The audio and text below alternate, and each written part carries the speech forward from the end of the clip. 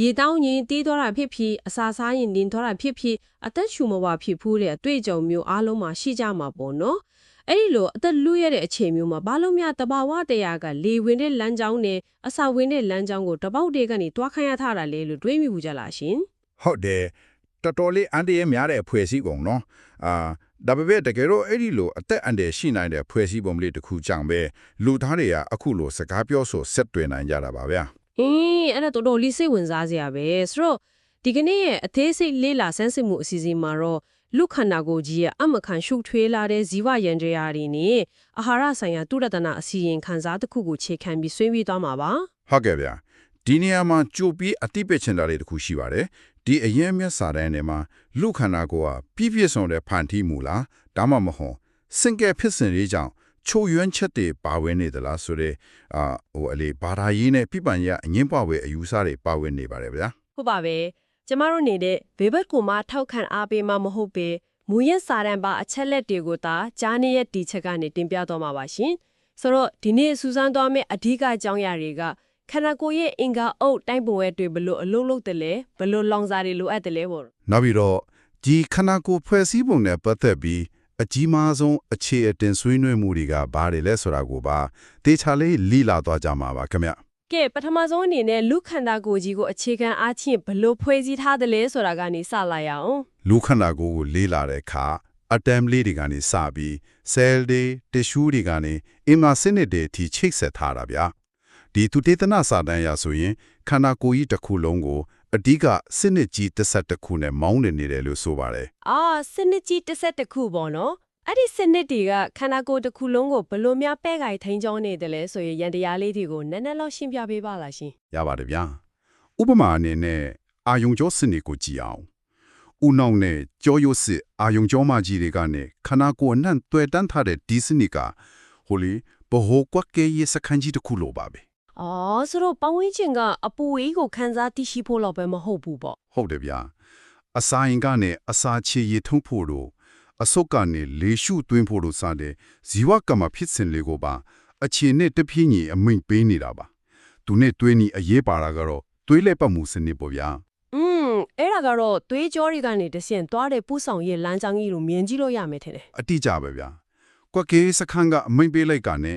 လိုအပ်တဲ့ဟော်မုန်းတွေအောက်ဆီဂျင်တွေကိုနေရာနှံ့ပို့ပေးတယ်စွန့်ပစ်ပစ္စည်းတွေကိုလည်းဖယ်ရှားပေးတယ်ဒီစနစ်ကြီးတွေကတခုခုသာရက်တန့်သွားရင်ခန္ဓာကိုယ်ရဲ့မျှတမှုချက်ချင်းပြိုလဲသွားမှာပါဗျာတကယ်ကိုအမခံပါပဲဒါအပြင်ဒီစနစ်တီအောက်မှာအလုံးလုံးနေတဲ့တီးခြားအင်္ဂါအပိုင်အဝေးတွေလည်းအများကြီးရှိသေးတယ်မဟုတ်လားရှင်ဟုတ်ကဲ့ရှိပါတယ်ဗျာလက်ရှိတွေ့ရှိချက်တွေရဆိုရင်တီးခြားလုပ်ငန်းဆောင်တာတွေလုပ်နေတဲ့အင်္ဂါအောက်ရန်တွေပေါင်း98ခုရှိပါတယ်အလုံးသိကြတဲ့နှလုံးအဆုပ်အသေးတို့အဖြစ်မကြပြီးမိကမှတီးခြားအင်္ဂါတစ်ခုအနေနဲ့သတ်မှတ်လိုက်တဲ့ interstitium ဆိုတာလည်းပါဝင်လာပါတယ်ဗျာ interstitium ဆိုတာကဘယ်လိုမျိုးလဲရှင်နမိတ်ကနည်းနည်းတော့အသက်ဖြစ်နေတယ်သူကအရေးပြန်းအောက်တို့အစာလန်းကြောင်းတို့အဆုပ်နဲ့သွေးကြောတွေတီရှူတွေကြမှာအရေးကြီးပြည့်နေတဲ့ကောင်းရကြီးတစ်ခုပါဗျအရင်ကတာမန်ချိတ်ဆက်တီရှူတွေလိုပဲထင်ခဲ့ကြတာဒါဆိုအခုကျတော့တီးခြားအင်္ဂါတစ်ခုဖြစ်လက်ခံလိုက်ကြပြီပေါ့ဟုတ်တယ်ဗျာတကယ်တော့သူတို့ကခနာကိုယ်ကိုထိခိုက်ဒဏ်ရာတွေကနေကာကွယ်ပေးတဲ့ shock အပေါ်စာလိုမျိုးအလုပ်လုပ်ပေးနေတာကိုတွေ့လာရလို့ပါခင်ဗျာကဲဒါကိုတီချာလေးနိုင်ရှင်ကြည့်အောင်ခနာကိုကြီးကိုအလွန်စနစ်ကျတဲ့ကုမ္ပဏီကြီးတဲ့ခုလိုမြင်ကြည့်မယ်နော်ဌာနခွဲပေါင်း10ခုရှိတယ်အဲ့ဒီအောက်မှာဝန်ထမ်းပေါင်း88ယောက်အလုပ်လုပ်နေကြတယ်ဆိုပါတော့အဲ့ဒီနိုင်ရှင်ချက်ကတော်တော်လေးမြင်လာတယ်ဗျာဒါပေမဲ့ဒီနေရာမှာကျွန်မနားမလဲတာတခုကလေစနစ်ကျလာပါသည်ဆိုတဲ့ဒီကုမ္ပဏီကြီးထဲကတချို့သောဝန်ထမ်းတွေကိုအလုပ်ထုတ်လိုက်ရင်ဘာဖြစ်မလဲဥပမာဥအတက်တို့တီးကျဲအိတ်တို့ဒါမှမဟုတ်ကြောက်ကတ်တလုံးကိုခွဲထုတ်ပင်လိုက်ရင်တောင်းကုမ္ပဏီကြီးကရက်မသွားပဲဆက်လက်ပတ်နေနိုင်တာဘာကြောင့်လဲရှင်အဲ့ဒါကတဘာဝတရားကဖန်တီးပေးထားတဲ့အရန်အစီအမံတွေကြောင့်ပါဗျာအင်္ဂလိပ်လိုဆို redundancy ပေါ့ခန္ဓာကိုယ်ကအရေးပေါ်အခြေအနေတွေတော့ကြိုတင်ပြင်ဆင်မှုတွေရှိနေတယ်ကြောက်ကနှလုံးရှိတဲ့ထက်ကတလုံးဖြည့်လိုက်ရင်ကျန်တဲ့တလုံးကအစာထိုးအလုပ်လုပ်ပေးတဲ့သဘောမျိုးလားမှန်ပါတယ်ဗျာကျန်တဲ့တလုံးကပိုပြီးကြီးထွားလာပြီးတော့သွေးစစ်ထုတ်တဲ့လုပ်ငန်းစဉ်နှစ်ဆစာကိုသူတယောက်တည်းတိုင်ခံလို့ဆောင်ပေးနိုင်စွမ်းရှိသွားတယ်တီးကျဲအိတ်ဆိုရင်လည်း အသေးကနေထုတ်တဲ့တီးကျရည်ကိုထိုးလောင်ပေးအောင်တတ်ပါပဲ ဒါဆိုသူ့ကိုဖယ်ရှားလိုက်ရင်ရောအသေးကနေတိုက်ရိုက်သွားတာပေါ့နော် ဟုတ်တယ်ဗျာအသေးကနေဦးသိန်းတဲ့ကိုတိုက်ရိုက်ပို့ပေးတဲ့လမ်းကြောင်းပြောင်းသွားပြီးခန္ဓာကိုယ်ရဲ့အစီအကျေဖြတ်မှုကိုအလိုအလျောက်ချိန်ညှိသွားနိုင်ပါတယ်ခန္ဓာကိုယ်ရန်ကဘလောက်ကြံ့ခိုင်တယ်လဲဆိုတာပြနေတာပေါ့ဗျာ ဒါပေမဲ့ဘလောက်ပဲကြန့်ခိုင်တဲ့စက်ရံတွေကဖြစ်ပါစေသူ့ကိုမောင်းနှင်ဖို့တိကျတဲ့လောင်စာမရှိဘူးဆိုရင်တော့ရပ်တန့်သွားမှာပဲလေကုမ္ပဏီတစ်ခုလည်းပဲဖို့ဘတ်ဂျက်လိုသလိုပေါ့နော် လုံးဝကိုကိုက်ညီတဲ့နိုင်ရင်ချက်ပါပဲဗျာဒီ98ခုတော့အင်္ဂါအပါဝင်ဒီအလုပ်လုပ်ဖို့လိုအပ်တဲ့လောင်စာဆိုတာကျွန်တော်တို့နေ့စဉ်စားသုံးနေတဲ့အာဟာရတက်တီပါပဲ ဆိုတော့ဒီသုတေသနမှာအာဟာရဆိုင်ရာကိန်းဂဏန်းရဲ့နောက်ခွဲကအတိပ္ပယ်တွေကိုရှင်းပြထားတယ်လို့တွေ့ရတယ် ဟုတ်ပါတယ်ဗျာလူတိုင်းရင်းနှီးတဲ့ RDA ဆိုတာကပြန်မြတ်ကျမ်းမာသူ60ခွာရကနေ98ရာခိုင်နှုန်းအတရာလုံလောက်တဲ့နေ့စဉ်လိုအပ်ချက်ပါအချို့အာဟာရတွေအတွက်တိကျတဲ့သုတေသနမလုံလောက်ရင်ကော AI ဆိုတဲ့ခံမှန်းချက်ပမာဏကိုသုံးပါတယ်ဗျာ ဟုတ်ကဲ့အဲ့ဒီတော့အရေးကြီးဆုံးကဘာများဖြစ်မလဲရှင် အရေးကြီးဆုံးကတော့ UL လို့ခေါ်တဲ့အများဆုံးခံနိုင်ရရှိတဲ့ပမာဏပါပဲဒါကိုကျော်လွန်သွားရင်အန်ဒီရရှိနိုင်လို့ပါဗျာ ဒါဆိုရင်လူတွေကဗီတာမင်တွေများများတောက်လေပိုကောင်းလေလို့ထင်နေကြတာတကယ်တော့မားနေတာပေါ့နော်ကိုက RDA ပြည့်အောင်တောက်နေတဲ့တာနဲ့နောက်ထပ်အားဆေးတွေထက်တောက်လိုက်ရင်လောင်စာတွေရှင်းကြသွားမယ်တပို့လားရှင် အတိအကျပါပဲဗျာ multivitamins တွေကိုတောက်တဲ့အခါအဲ့ဒီ UL ထက်ကျော်လွန်သွားရင်ခန္ဓာကိုယ်အတွက်အစိတ်တင်တဲ့ရန်တရားစတင်ပါတော့တယ်ဥပမာဗီတာမင် A တို့မဟုတ်တန်ဓာတ်ကိုလိုအပ်တာထက်အများကြီးပိုတောက်မိပြီဆိုပါတော့ ပိုရှန်နေတဲ့chấtတွေကိုအသေးကဖယ်ရှားပေးရမှာပေါ့ ဟုတ်တယ်ဗျာအသေးမှသွားပြီးပုံလာရောအသေးကအဲ့လောက်များတဲ့ပမာဏကိုမချေဖြတ်နိုင်တော့တဲ့အခါအသေးဆဲတွေပျက်စီးပြီးအစိတ်တင်တဲ့အထိဖြစ်သွားနိုင်ပါတယ်ဗျာဒါကြောင့်လောင်စာကိုလိုအပ်တဲ့လောက်ပဲဖြည့်ပြီးဖို့လိုတာပါ တကယ်ကိုသတိထားရမယ့်အချက်ပဲနော်ပြီးတော့ဒီအာဟာရဓာတ်တွေကတစ်ခုတည်းပြီးခြားအလုပ်လုပ်နေကြတာမဟုတ်ဘူးဆိုတာကိုတော့ဘယ်လိုနားလဲရမလဲရှင် ဟုတ်ကဲ့ဒီနေရာမှာစိတ်ဝင်စားစရာကောင်းလာတာကအာဟာရတွေရဲ့ရှုပ်ထွေးတဲ့အချိတ်ဆက်တွေပါပဲသူတို့ကတစ်ခုတည်းတီးကြအလုပ်လုပ်တာမဟုတ်ဘူး ဒီနေရာမှာလဲဒီဇီဝကမဖြစ်စဉ်တွေကိုကြည့်ရတာစိတ်ယုံတဲ့ရဲ့တက်စင်ရဲ့ line တစ်ခုနဲ့ခိုင်းနိုင်ကြည့်လို့ရတယ်ဗျအလို့သမားတွေကတယောက်နဲ့တယောက်အချိန်ဆက်မိမိအလုပ်လုပ်နေကြတာလေ ဘလိုမျိုးအလို့သမားတွေလဲဗျဥပမာလေးနည်းနည်းလောက်ပြောပြပါလား ဥပမာကိုလေဗီတာမင် D သာမရှိဘူးဆိုရင်ကယ်လ်ဆီယမ်ဆိုတဲ့အလုပ်သမားကခန္ဓာကိုယ်ရဲ့ရောက်လာရင်တောင်အယုတ်တွေကိုသွားမတီးဆောင်နိုင်ပဲဘာလို့မှမတီးရနေရမှာပေါ့နော် ။အော်ဟုတ်တယ်ဗျ။တကယ်ကိုမှန်ပါတယ် နောက်ထပ်အံ့ဩစရာတစ်ခုကအပင်တွေကနေရတဲ့တန်သက်ဆိုရင်ခန္ဓာကိုယ်ကတိုက်ရိုက်စုပ်ယူလို့မရဘူးတဲ့သူ့ကိုစုပ်ယူနိုင်အောင်ပြောင်းလဲပေးဖို့အတွက်ဗီတာမင် C ကမရှိမချစ်ကူညီပေးရပြန်တယ် ။အချင်းချင်းတူညီပန်ပေါ်နေကြတဲ့သဘောတရားပေါ့ဗျာ။အဲ့ဒီတဆင်ရင်လိုင်းရင်တရားကိုပို့ပြီးထင်ရှားစေမယ်နောက်ထပ်ဥပမာတစ်ခုက thyroid hormone နဲ့ iodine ရဲ့ဆက်ဆက်မှုပါပဲ အိုင်ယိုဒင်ချို့တယ်ရင်လေပင်ကြီးယောဂထစ်တယ်ဆိုတာမျိုးလားရှင် ။ဟုတ်ပါပဲဗျ။လေပင်မှာရှိတဲ့ thyroid gland ကနေခန္ဓာကိုယ်တစ်ခုလုံးရဲ့စွမ်းရည်အတွန်းဖြူမှုကိုထိန်းချုပ်ပေးမဲ့ဟော်မုန်းတွေထုတ်လုပ်ပေးရတယ်။ဒါပေမဲ့အဲ့ဒီဟော်မုန်းတွေထုတ်ဖို့ iodine ကမရှိမဖြစ်ကုန်ချမ်းတစ်ခုပဲဗျာ ဆိုတော့အိုင်ယိုဒင်သာချို့တယ်သွားရင် thyroid gland အလုံးမလုံးနိုင်တော့ဘူးပေါ့ မှန်ပါတယ်အဲ့ဒီခါမှာ hypothyroidism လို့ခေါ်တဲ့အခြေအနေဖြစ်လာမယ်စွမ်းရည်တွေမထုတ်ပေးနိုင်တော့တဲ့အတွက်လူကအမြဲတမ်းပင်ပန်းနွမ်းနေမယ်ဇီဝကမာဖြစ်စဉ်နေကွေးသွားလို့ကိုယ်လေးချင်းတွေအလိုလိုတက်လာမယ်ပေါ့ဗျာ ဒါဆိုရင်စန့်ကျင်ဘက်အနေနဲ့ thyroid ကဟော်မုန်းတွေအလွန်အကျွံထုတ်လုပ်လိုက်ရင်ရောဘာဖြစ်မလဲ အဲ့ဒါဆိုရင်တော့ hypothyroidism ဖြစ်ပြီးစွမ်းရည်တွေအရန်တုံးပစ်လိုက်လို့ရင်တုံတာတော့ကိုယ်လေးချင်းရုပ်တရက်ကြစင်တာတွေခံစားရပြန်ရောဗျာ ဗီတာမင် C နဲ့တန်တက် thyroid နဲ့ iodine ဒီလိုအလုပ်တွဲလုပ်ပုံတွေကိုကြည့်ရင်လေဒီရင်တရားကြီးကိုဉာဏ်ကြီးရှင် engineer တယောက်ကအတိအကျအတွက်ချက်ပြီးတိစောက်ထားတယ်လို့ပဲနော်အရာအလုံးကနေရာတကျနဲ့ပြည့်စုံနေတာကို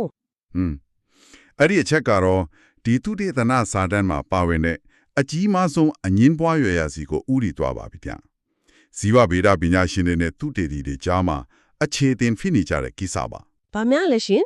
ပြည့်စုံတဲ့ဖန်တီးမူလားဒါမှမဟုတ်စင်ကဲဖြစ်စဉ်အရာချိုးယွင်းချက်လားဆိုတဲ့ဘိုင်းကိုရောက်လာပြီပေါ့ ဟုတ်တယ်ဗျလူခန္ဓာကိုယ်ဒီဟာအစကတည်းကပြည့်စုံတဲ့ဖန်တီးမှု intelligent design ဖြစ်တယ်လို့ယုံကြည်သူတွေရှိသလိုအချိန်နဲ့အမျှပတ်ဝန်းကျင်နဲ့အဆင့်ပြေသလိုဖာထေးရင်ပြောင်းလဲလာရတဲ့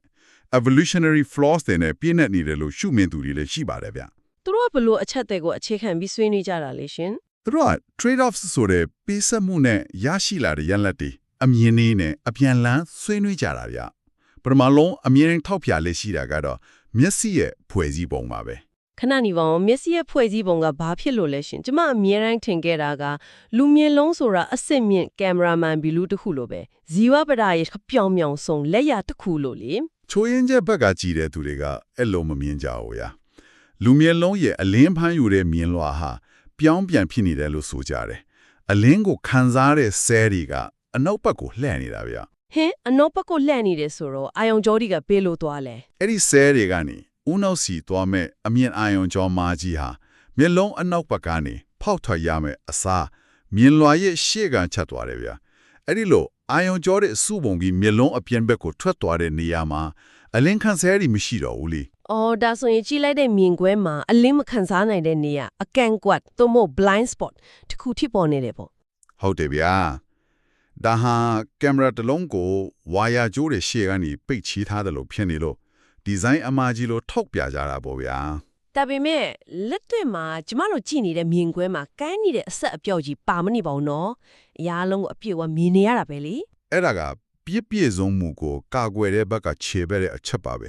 ကျွန်တော်တို့ရဲ့ဥနောက်ကအင်မတန်အစွမ်းထက်တယ်ဗျာမျိုးလုံးနှလုံးကရတဲ့အချက်လက်တွေကိုပေါင်းဆက်ပြီးတစ်ဖက်မှာလိုအပ်နေတဲ့ blind spot နေတာကိုနောက်တစ်ဖက်ရဲ့မြင်ကွင်းနဲ့အလိုလျောက်အစားထိုးဖုံးဝယ်ပေးလိုက်တာပါ ဝေါဦးနောင်ကအလိုလိုပြင်ဆင်ပေးလိုက်တဲ့သဘောပေါ့ဒါဆိုမြင်လောကိုပြောင်းပြန်ထားရတဲ့တခြားအကြောင်းရင်းရောရှိသေးလားရှင် ရှိတာပါဗျာအလင်းခံဆဲလီဟာစွမ်းအင်ကြီးအများကြီးတုံးရတဲ့အတွက်သူတို့ကိုသွေးကြောတွေအများဆုံးရှိတဲ့မျက်လုံးအနောက်ဘက်နဲ့ရင်ကထာမသာအာဟာရအပြည့်အဝရနိုင်မယ်ဗျာ အော်ဒါဆိုအပူချိန်ထိုင်းနေတာဒီနေရာဆိုင်မလား ဆိုင်တယ်ဗျအလင်းထံကြောင့်ထီလာတဲ့အပူလွန်ခဲမှုကိုမြင်ဆုံး shot ချဖို့အတွက်ဒီပြောင်းပြန်ဒီဇိုင်းကသာအကောင်းဆုံး optimal design ရှိတယ်လို့ကောက်ွယ်ပြောဆိုကြပါတယ်ဗျ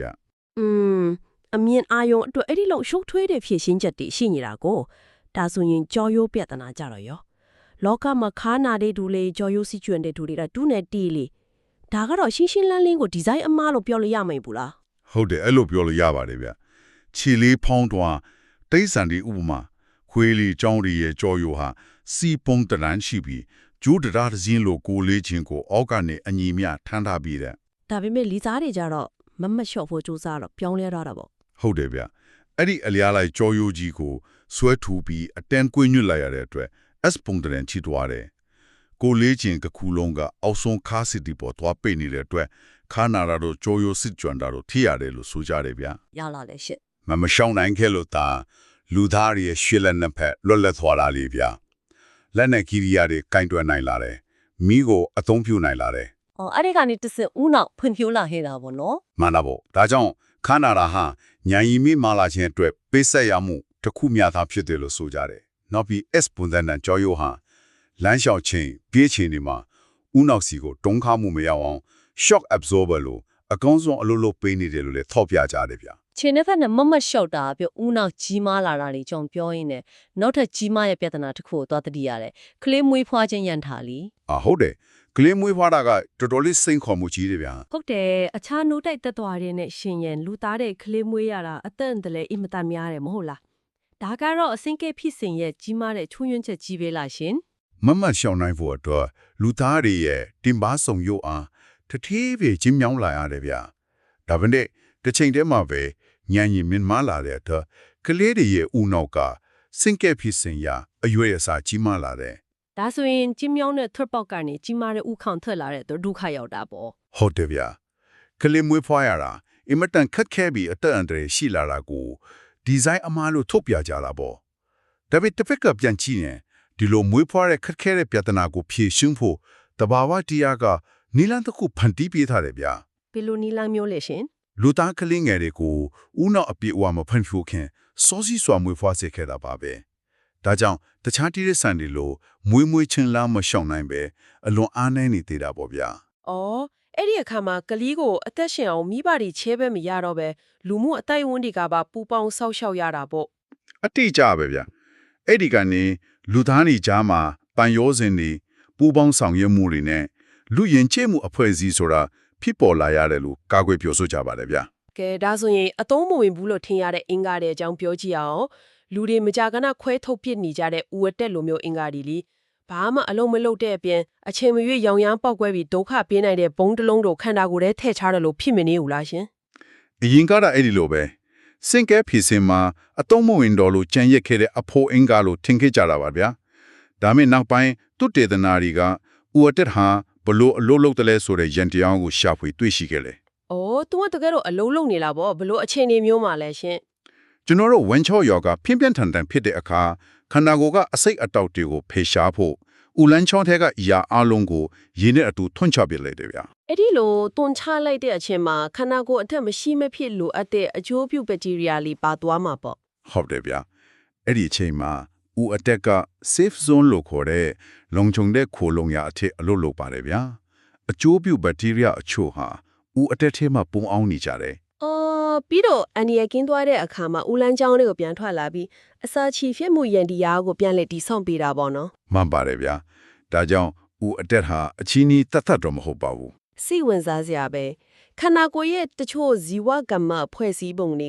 တော်တော်လေးစွန့်စားရလို့နဲ့လူထင်တယ်။ဥပမာအမျိုးသားတွေရဲ့မျိုးကွာအင်ကအကာအကွယ်မဲ့အပြန်ရောက်နေတာတော့နောက်ပြီးစောစောကပြောခဲ့တဲ့ဗီတာမင်စီပေါ့ ဗီတာမင်စီကိစ္စကတော်တော်လူပြောများတယ်ဗျာ ။ဟုတ်တယ်လေခန္ဓာကိုယ်အတွက်အဲ့ဒီလောက်အေးအေးကြီးနေရင်လည်းဘာလို့ကျမတို့ကိုယ်တိုင်မထုတ်လုပ်နိုင်ရတာလဲရှင်။အခြားတရက်ဆန်အများစုကသူတို့ဘာသာထုတ်လုပ်နိုင်ကြတယ်လေ အန်တီယာနောက်ွယ်ကအကြောင်းရင်းကိုကြည့်ရင်ဉာဏ်ပညာပါတဲ့အာသာချက်တွေအဖြစ်ရှုမြင်နိုင်ပါတယ်ဗျာဘလို့အာသာချက်တွေများလဲမျိုးပွားအင်ကအပြင်ရောက်နေတာဟာသူ့ကောင်တွေကျမ်းမာစွာရှင်းတန်နိုင်ဖို့အတွက်ခန္ဓာကိုယ်တွင်းအပူချိန်ထက်အနှဲငယ်ရော့နေနေအောင်အတိအကျဆုံးထိမ့်ညီပေးတဲ့ယန်တရားပါဗျာ ။အော်အပူချိန်ထိန်းညှိတာကောဒါဆိုဗီတာမင်စီကိုကိုယ်တိုင်မထုတ်လုပ်တာကတော့ဘာအကြောင်းရင်းများရှိမလဲ ဗီတာမင်စီကိုကိုယ်တိုင်မထုတ်လုပ်တာဟာကျွန်တော်တို့ရဲ့ရှေးဘိုးဘေးတွေကတတိဝလန်တွေကိုနေ့စဉ်စားတုံးထည့်ကြလို့အစားအစာကနေအလွယ်တကူအလွန်လောက်ရနေခဲ့လို့ပါဗျာ ။ဒါကြောင့်ခန္ဓာကိုယ်ကကိုယ်တိုင်ထုတ်လုပ်ဖို့စွမ်းအင်မဖြုံးတော့ပဲအဲ့ဒီစွမ်းအင်ကိုဦးနောက်ဖွံ့ဖြိုးမှုလို့တခြားအရေးကြီးတဲ့နေရာတွေမှာသုံးဖို့စွမ်းအင်ချွေထားလိုက်တဲ့သဘောတရားပါလို့ အတိအကျပါပဲဗျာအဲ့ဒါကို metabolic efficiency လို့ခေါ်ပါတယ်ဗျာ ခုရှိလေ ရပါတယ်ဗျဘာမှဖြစ်မလဲမတည်ဘူး အစားပိုင်းမှာကျွန်မဥမာပေးခဲ့တဲ့အသက်ရှူလမ်းကြောင်းနဲ့အစာရဲမျိုးပြွန်ပြဿနာလေလက်ချောင်းထဲမှာအစာနဲ့လေကလမ်းကြောင်းတစ်ခုတည်းကိုမျက်ဝေတုံးရတယ် ဟာဟုတ်တယ်ဗျအဲ့ဒါကအငင်းပွားစရာအချီးကြီးပဲ ဝေလငါးဒီမှာတော့အသက်ရှူလမ်းကြောင်းနဲ့အစာလမ်းကြောင်းခွဲထားသေးတာပဲကျမတို့လူသားတွေမှာအဲ့လိုမခွဲထားလို့အစာနေပြီးသိဆုံးနိုင်တဲ့အန်ဒီရဲ့အချိန်တိုင်းရှိနေတော့ကိုတော့ဘယ်လိုလုပ်ကောင်းမွန်တဲ့ဒီဇိုင်းမျိုးလို့ပြောနိုင်မှာလဲရှင် ဒီနေရာမှာစိတ်ဝင်စားစရာအကောင်းဆုံးက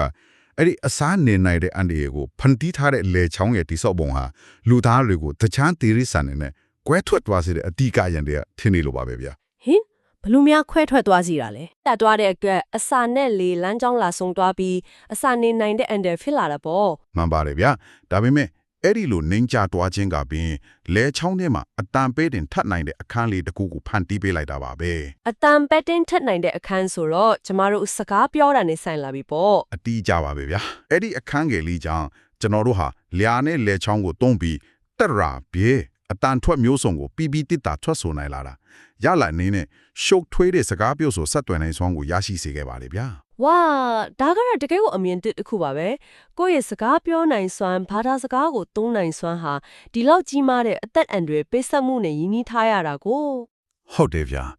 စကားပြောဆိုဆက်သွယ်နိုင်ခြင်းဟာလူယဉ်ကျေးမှုအဖွဲ့အစည်းတစ်ခုလုံးရဲ့အုတ်မြစ်ဖြစ်ပါတယ